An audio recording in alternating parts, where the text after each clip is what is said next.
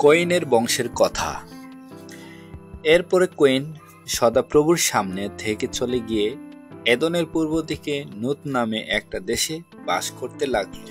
পরে কোয়েন তার স্ত্রীর কাছে গেলে সে গর্ভবতী হলো এবং হনুকের জন্ম হলো।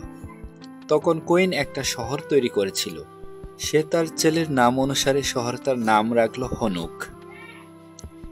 হনুকের ছেলের নাম ঈশদ, ঈশদের ছেলের নাম মহুয়ায়েল, মহুয়ায়েলের ছেলের নাম মথুসায়েল, মথুসায়েলের ছেলের নাম লেমক। লেমকের দুটি স্ত্রী ছিল, তার একজনের নাম আদা, অন্যজনের নাম সিল্লা।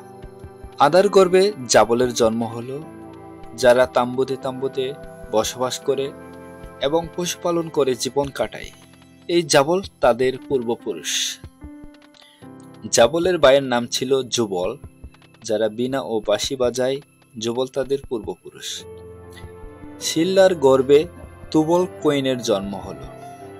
ব্রোঞ্জ আর লোহার সব রকমের যন্ত্রপাতি তৈরি করা ছিল তার কাজ। যুবল কোয়েনের বোনের নাম ছিল নয়মা। একদিন লেমক তার দুই স্ত্রীকে বলল, আদা আর সিল্লা, তোমরা আমার কথা শোনো।